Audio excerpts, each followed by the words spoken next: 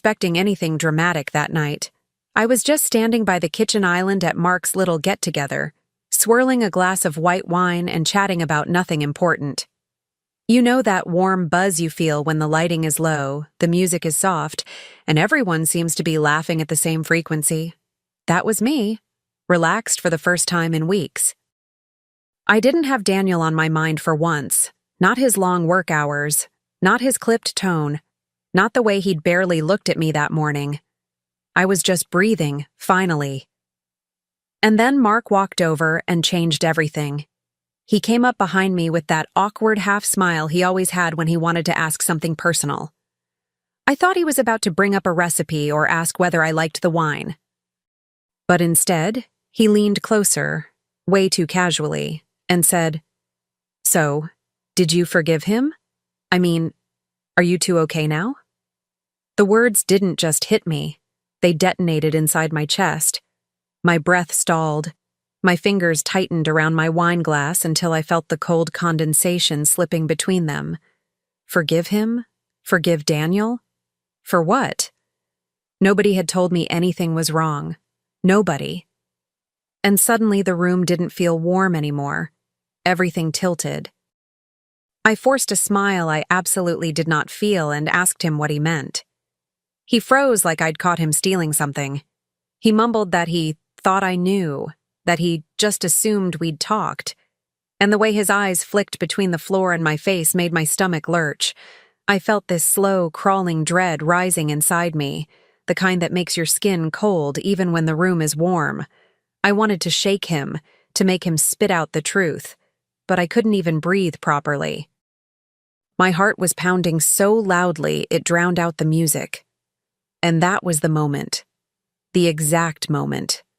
I realized something had been happening behind my back, and everyone but me seemed to know. I stepped away from Mark before he could dig himself any deeper. My smile was glued on, but inside I was unraveling thread by thread. I walked to the balcony just to catch some air, though the night breeze did nothing to steady me. My mind raced through every recent conversation with Daniel, replaying each clipped answer, each distracted nod, each moment he told me I was overthinking things. It was like watching a movie backwards and suddenly seeing scenes I'd missed the first time. My chest felt tight, and for a second, I genuinely wondered if this was what a panic attack felt like. Mark eventually followed me out, guilt written all over his face. He kept apologizing, tripping over his words like a child trying to hide a broken vase. He said he thought it was out in the open, and that Daniel had seemed devastated weeks ago, like something huge had happened. Each word he said only made things worse, because his expressions filled in the blanks he didn't dare speak aloud. I could feel anger simmering beneath the confusion now, hot and sharp. It wasn't just that something had happened. It was that everyone thought I already knew. Everyone but me. I asked him, quietly, calmly, which surprised even me, what exactly Daniel had told people. Mark hesitated, rubbing the back of his neck, glancing toward the sliding door as if hoping someone would rescue him. He muttered something about a mistake and things being complicated, the kind of vague nonsense that only makes your stomach drop faster. I felt this sudden wave of nausea wash through me, like the ground underneath my feet had tilted. All I knew was that whatever truth Daniel had kept from me, it wasn't small. It wasn't something you accidentally hide from your wife. And standing there under the dim porch light, I realized I wasn't leaving that house without digging deeper. When I finally left the party, it felt like I was driving through fog, except the fog was inside my head, thick and pulsing. The streetlights blurred, stretching into long yellow streaks, and my fingers kept drumming against the steering wheel without my permission. I kept hearing Mark's voice in my mind, that hesitant, "Did you forgive him?" looping like a broken record. Every mile home felt heavier, as if the truth itself was sitting in the passenger seat, waiting for me to look it in the eyes. My heartbeat didn't settle once. If anything, the silence of the car made it worse. When I walked into the house, everything looked painfully normal. Daniel's shoes by the door, his jacket thrown on the back of a chair, the faint smell of his cologne, warm, woody, familiar, hugging the air like it had every right to still comfort me. I stood there for a moment, letting the weight of that familiarity crush me. How could a home feel so steady while my entire world was cracking at the edges? I walked to the kitchen, poured myself a glass of water with trembling hands, and tried to breathe. But the question, the ugly, unanswered question, stayed right there in my throat. I didn't confront him that night. I couldn't. Instead, I watched him sleep from the hallway, the soft rise and fall of his chest almost mocking. He looked peaceful, untouched, like a man with nothing gnawing at his conscience. And that made something inside me harden. I realized I couldn't just ask him outright. He'd spin a story, twist it, make me doubt myself. He'd done it before in smaller moments. No. If there was a truth, I needed to find it on my own. Quietly, carefully. Because whatever Mark had stumbled into, it was big enough to shake a marriage. And I wasn't going to let Daniel rewrite the story before I even learned the plot. The next morning, I woke up before Daniel, which almost never happened. My mind had barely rested. It felt like every hour of the night had been spent stitching pieces of fear and suspicion together. I moved quietly through the house, each step strangely deliberate, like I was walking inside someone else's life. I kept telling myself not to jump to conclusions, but, God, my gut felt like it had already decided for me. And isn't it awful how your body sometimes knows the truth before your heart can bear it? When Daniel finally came into the kitchen, he looked tired. But not the same kind of tired I was. His was the kind that comes from staying up too late watching TV. Mine was the kind that comes from having the floor pulled out from under you. He kissed the top of my head absent-mindedly and asked why I was awake so early. His voice was mild, almost bored. I felt this sharp sting in my chest because I realized I was searching his face for guilt, for discomfort, for something that would tell me Mark had misunderstood. But his expression was maddeningly neutral. I made coffee while studying him from the corner of my eye, paying attention to details I had ignored for months. How protectively he kept his phone near him, how he avoided eye contact when he talked about work, how he acted as if his inner world was none of my business. It suddenly hit me that I didn't know when he had become this distant, this closed off. The Daniel I married used to overshare, laugh loudly, touch me constantly. This man felt edited, cropped, like someone who had learned to hide things expertly. And that realization was the spark that pushed me toward the truth I feared. After he left for work, I sat at the table with my coffee going cold, staring at nothing and everything at once. The house felt unnervingly still, as if it were holding its breath with me. I kept replaying the last few months like a montage, his sudden late meetings, the way he'd step outside to take calls, the shift in his tone whenever I asked harmless questions. It all seemed so obvious now, like puzzle pieces that had been waiting for me to finally line them up. The dread that had started last night was back, sitting heavy in my stomach. I told myself I'd just take a quick look through the drawer where he kept receipts and miscellaneous papers, just to ease my mind. But once I opened it, curiosity morphed into something sharper, an instinct for survival. I sifted through old receipts, dry cleaning stubs, gas station slips. Most were nothing, but then I found an Uber receipt from 3 weeks ago. The date and time matched a night he'd claimed he was stuck in a conference room prepping for a presentation. Except the drop-off location wasn't the office. It was a boutique hotel on the other side of town. My breath caught mid-inhale, and for a moment, I thought I might actually be sick. My hands were trembling as I zoomed in on the map, as if I needed confirmation that betrayal had a physical address.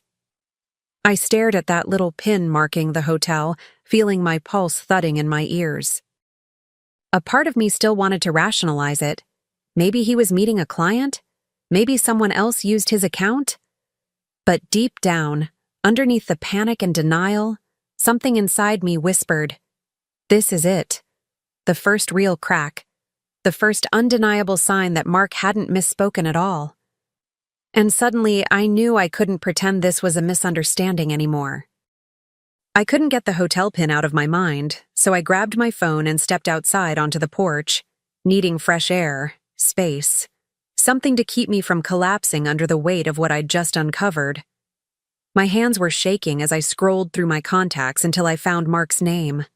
I hesitated, wondering if I should wait, if I should talk to Daniel first, if knowing more would help or shatter me further.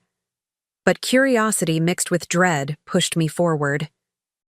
When Mark answered, his voice was too gentle, too cautious, like he already knew why I was calling.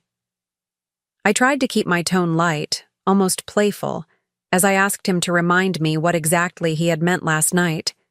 He stuttered immediately, and that's when I knew without question, that he'd been dancing around a truth everyone else assumed I already held. I pressed a little harder, just enough to corner him without sounding accusatory. He sighed, long and heavy, and finally admitted that Daniel had confided in him weeks ago. Something about a mistake. Something about being terrified he had ruined everything. Something about needing time.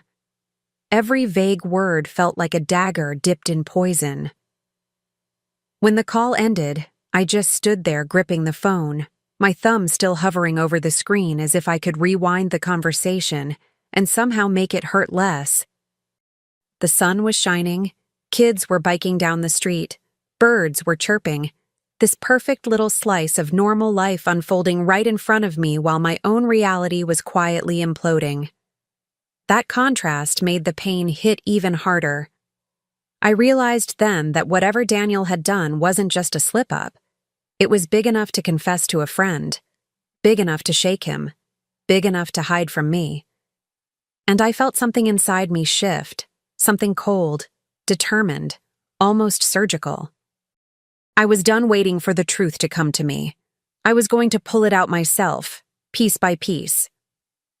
The next morning, I woke up with a heaviness in my chest that felt almost physical, like someone had placed a brick right over my heart.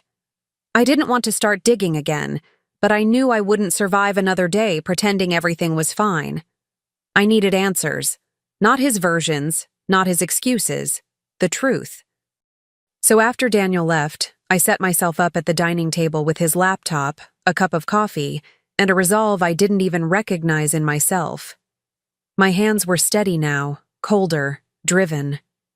It felt like stepping into a battlefield I never asked for but couldn't walk away from. I remembered how he'd once told me he barely used email anymore, which was laughable now. I went through his inbox first, finding nothing but work chatter and spam, too clean, too curated, too intentional. That's when I noticed the little folder tucked away under archived files, labeled with a bland, boring name that practically screamed, "Don't look here." When I clicked it open, my breath caught. The first thing I saw was a thread with a woman's name I didn't recognize. The emails were short but intimate, laced with inside jokes, late-night messages, and plans that didn't include me. Each line was a punch to the ribs. The deeper I scrolled, the more the truth bared its teeth. There were mentions of that night, complaints about guilt he couldn't shake, and even a message from him saying he wished things were simpler, that she doesn't deserve this. She, meaning me. Reading his words felt like swallowing glass. My vision blurred, and for a moment I had to close the laptop just to steady myself. The betrayal wasn't abstract anymore. It had a timestamp, a paper trail, a voice, hers, his. And suddenly, I understood why Mark had looked so horrified when I told him I didn't know anything. Everyone else already had the map. I was the only one still lost. Eventually, I reopened the laptop, even though my stomach churned just thinking about what else I might find. I clicked through more threads, each one worse than the last. There were hotel confirmations, short messages arranging meetups, and even a photo she had sent him, a mirror selfie taken in what was unmistakably a hotel bathroom. My throat tightened so violently I had to press my fingers against it, as if I could physically keep myself from breaking apart. It felt surreal, like watching someone else's tragedy, except every word had my name written between the lines. Then I found the final blow, a message from her asking, "Do you think she suspects anything?" And his reply, the one that made my entire body go cold, "No, she never asks. She trusts me too much." Those words hit harder than anything else. It was the casual certainty in his tone, the confidence that I would never look, never question, never believe he was capable of this. He wasn't just cheating. He was relying on my loyalty to cover his tracks. I felt a wave of humiliation burn through me, sharp and acidic. My trust had become the weapon he used against me. I stood up so abruptly the chair scraped against the floor. I paced the room, my hands shaking, my eyes stinging. But oddly enough, I didn't cry. Not yet.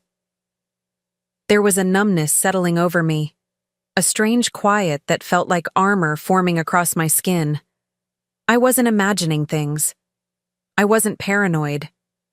I wasn't too sensitive, like he'd claimed so many times. No, Daniel had built an entire secret life and counted on my silence to protect it. And now that silence was dead, something colder, sharper, far more deliberate was taking its place.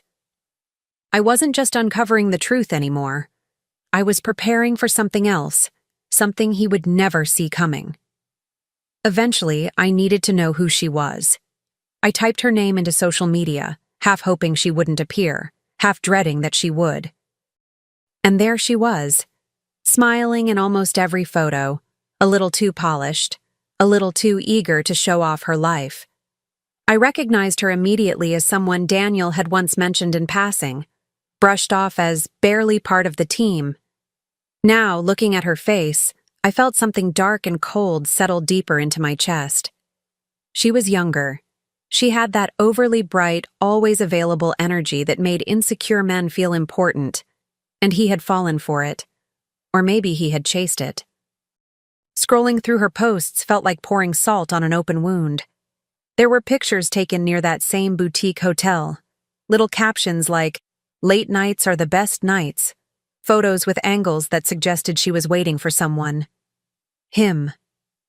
My mind replayed every moment Daniel dismissed my questions, every time he insisted I was imagining things, every argument he shut down with that quiet, exhausted tone. It all clicked into place with sickening clarity. This was never an accident. It was deliberate. It was ongoing. It was being lived out in front of me without my consent. But with every new detail, every new wound, something else grew inside me, something steady, strategic, terrifyingly calm. I gathered everything: screenshots, emails, receipts, hotel confirmations. I saved them in a folder on my own laptop, labeling it with a name I would never forget. It wasn't just evidence anymore. It was ammunition. And as I sat there in the cold glow of the screen, listening to the hum of the refrigerator and the distant sound of cars passing by, I made a silent vow. If he had built a secret world behind my back, I was going to tear it down in front of him, piece by piece, with the truth he thought I'd never find. For the next few days, I became an actress in my own home, one worthy of an award, honestly. I woke up beside him, made breakfast, asked about his day, even laughed at moments that made my stomach twist. Every gesture felt like a performance, every smile a mask stretched too tightly across my face. But Daniel didn't notice a damn thing.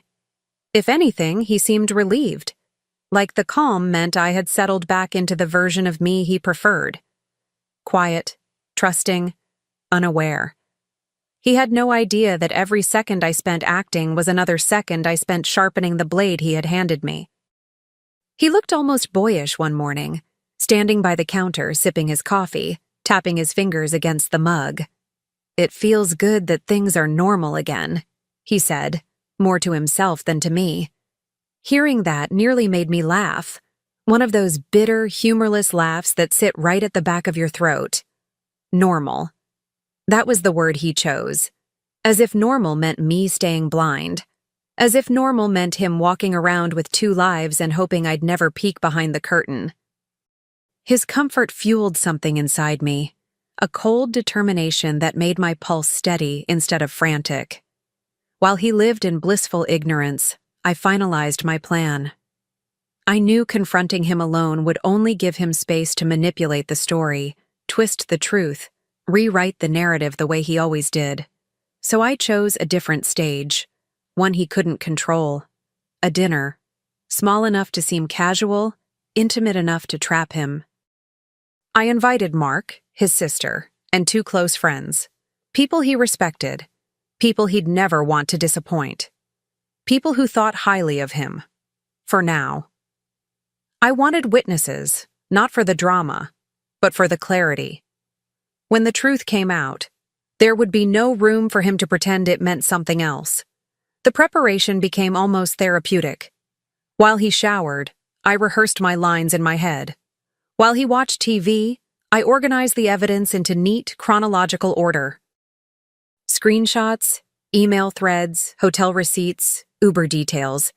Each piece printed and tucked into an envelope with unsettling precision. It was strange how calm I felt doing it, like I was crafting a presentation rather than exposing the collapse of my marriage. But maybe that was the only way I could survive it, by turning my heartbreak into strategy, my pain into structure. Inviting everyone was easier than I expected.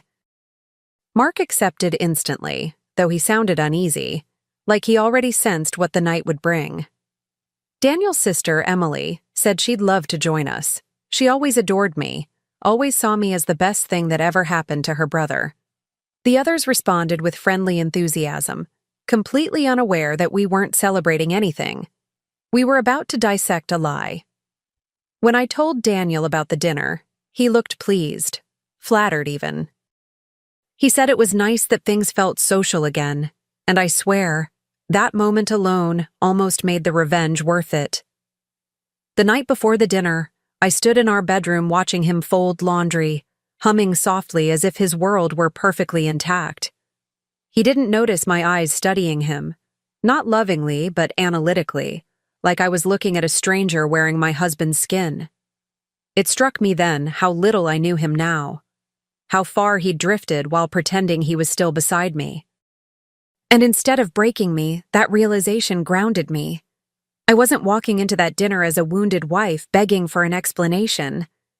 I was walking in as a woman who finally understood the value of her own silence, and how devastating it could be when broken at the right moment. On the day of the dinner, the house felt different, almost electric.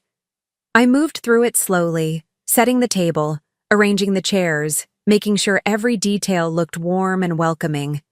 It was ironic, really.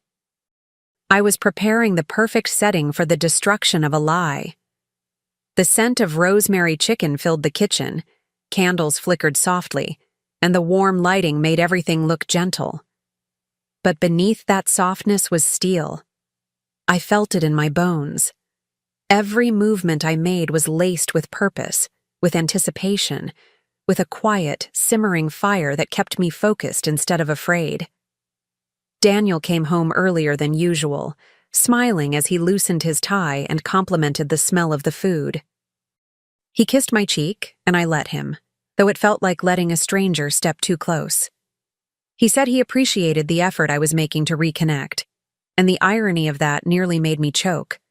But I stayed composed, nodding, giving him exactly what he expected, a wife smoothing things over. He didn't notice my eyes were too calm, too sharp.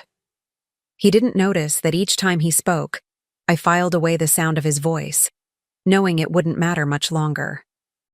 When the doorbell rang and our guests began to arrive, Daniel looked genuinely excited, proud even. He poured wine, hugged his sister, laughed with Mark. Watching him, I felt this strange combination of pity and power rise in me. Pity for the man who thought secrets could stay buried. Power because I knew. I was about to flip his entire world inside out. As everyone settled around the table, the air thickened with warmth and small talk.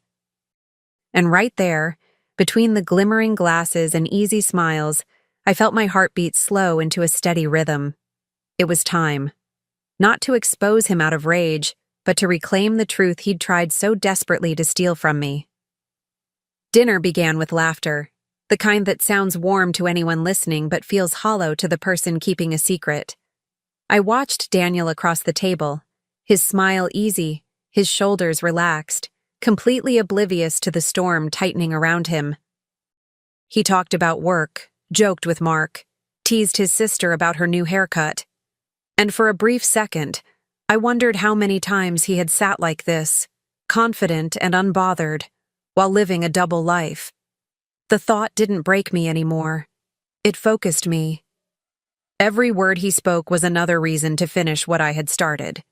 When the conversation slowed and everyone reached for their wine, I rested my hands gently on the tablecloth. The fabric beneath my fingertips felt impossibly smooth, grounding me. "There's something I want to talk about," I said calmly, almost conversationally. Daniel glanced at me with mild curiosity, not concern. Not yet. I reached under my chair and pulled out the envelope, the one holding the truth he thought he had buried. His eyes flickered for a split second, barely a heartbeat, but I saw it. A crack. The first fracture in his composure, and it fueled me. I placed the envelope in the center of the table and slid it toward him. "I'd like you to open it," I said. My voice didn't tremble. I made sure of that. He laughed nervously, asking if it was some kind of surprise, trying to keep the mood light. But the room had already shifted. Mark stiffened. Emily's smile faded. The air thickened, heavy, expectant. And Daniel? He finally looked uneasy, like a man realizing he might be standing on a trap door, the kind he built himself. Daniel opened the envelope with a smile that twitched at the edges, the kind people wear when they're trying to convince themselves everything is fine. But when he pulled out the first printed screenshot, the color drained from his face so fast I thought he might faint. He stared at it, frozen, as if rereading it would somehow rewrite the words. Everyone at the table watched in silence, not hostile, just stunned. I could see the exact moment he realized he wasn't confused. He was caught. I spoke gently, almost kindly, because I wanted every word to land with precision. I told them how he had said I trusted him too much. I told them how he had claimed I never asked questions. I repeated his phrases exactly the way he'd written them, letting the room hear the version of himself he'd been so comfortable showing to another woman. Daniel's hands began to shake. He tried to say something, anything, but the words choked in his throat. For the first time in months, he couldn't lie. Not in that room. Not with those eyes on him. He flipped through the rest of the papers, hotel receipts, Uber routes, emails, late-night plans. Each page felt heavier than the last. His chest rose and fell in quick, shallow breaths as he sank back into his chair, defeated. Then came his whispered attempt at damage control. He said he had been confused, that he never meant to hurt me, that it didn't mean anything. But hearing him plead only made the humiliation sharper. He wasn't devastated because he lost me. He was devastated because he lost control. And that distinction was everything. He finally looked at me, really looked at me, with eyes full of panic, regret, and something else I couldn't quite name. Maybe fear, maybe shame. Maybe the realization that the woman he thought would stay quiet had found her voice. He whispered my name, begged for a chance to explain, to fix it, to talk privately. But I didn't owe him privacy. Not anymore. Not after he handed pieces of our marriage to another woman like they were scraps. I stayed calm, almost eerily so, and told him he'd already said everything that mattered. just not to me. Emily covered her mouth, stunned. Mark stared at the table, guilt simmering behind his eyes. One of our friends whispered, "Jesus, Daniel," under her breath. The room wasn't angry, just disappointed, like everyone was witnessing the fall of someone they once admired. And Daniel felt it. He felt every ounce of their judgment pressing down on him.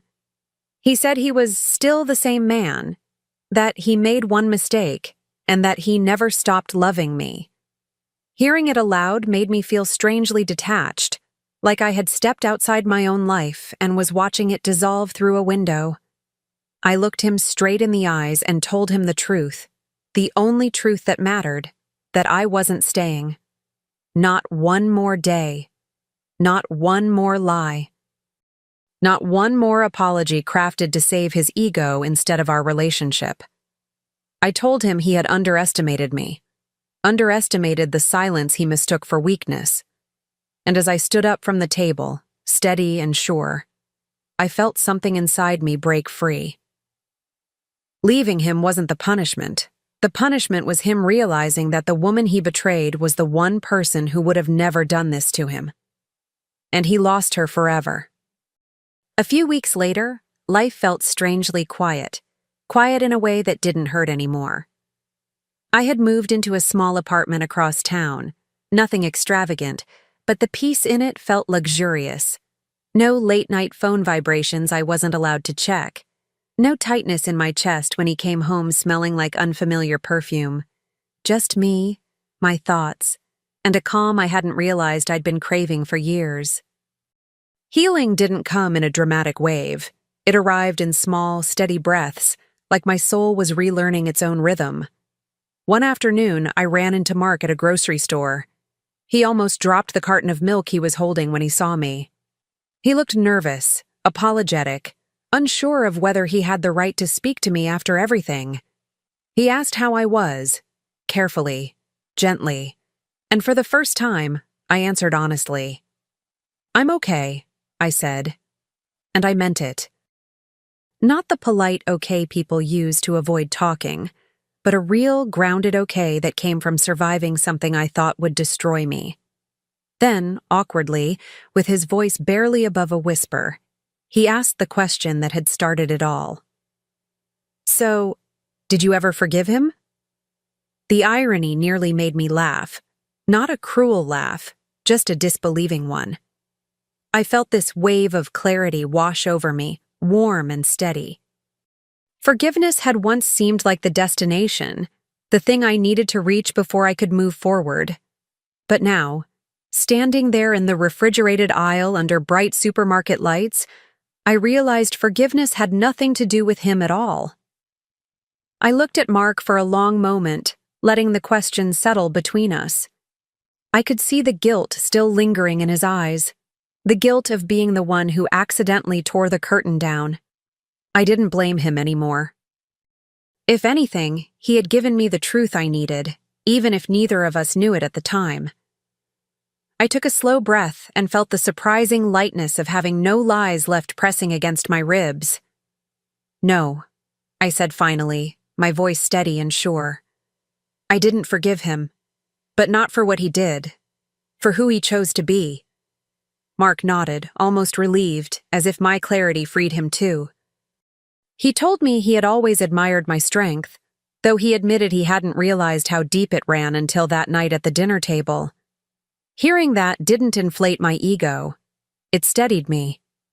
Strength hadn't been a choice, it had been a necessity, something built moment by moment in the quiet suffering Daniel never bothered to see. And standing there, I felt proud. Not of what I'd endured, but of what I'd reclaimed. We talked a little longer about ordinary things, work, groceries, the ridiculous price of produce, and it felt grounding, almost symbolic. Life didn't stop because mine had shifted. It kept moving, and for the first time in a long while, I felt ready to move with it. There was no bitterness in my chest, no ache clawing at my heart, just a steady certainty that I had done the right thing, by walking away, by refusing to carry his guilt, by letting the truth breathe instead of burying it again. I wasn't the broken woman he expected. I was someone entirely new. When I finally walked out of the store, the sunlight felt different. Brighter, warmer, almost like it was touching me with purpose instead of indifference. I stood there for a moment, letting it soak into my skin, realizing how long it had been since I felt anything so simple and pure without a shadow hanging over it. Healing wasn't a finish line. It was a series of quiet victories like this one. A moment of peace. A breath without fear. A truth that no longer hurt to hold. As I got into my car, I replayed my own answer in my head. No, I didn't forgive him, but not for what he did. The words settled into me like they belonged there. I wasn't defined by Daniel's betrayal. I wasn't shaped by his choices or his cowardice. I was shaped by the way I rose from it, the way I protected myself, the way I refused to be rewritten into the villain of a story he created. And strangely, for the first time, I felt grateful. Not for the pain, but for the awakening it forced upon me. Driving away, I caught my reflection in the rearview mirror. I looked softer somehow, but stronger too, like someone who had walked through fire and come out knowing the heat would never scare her again. I whispered a quiet promise to myself, that I would never let someone build their comfort on my blindness again. And as the road stretched out in front of me, wide and open and full of possibility, I realized the final truth. My revenge wasn't destroying him. It was reclaiming me.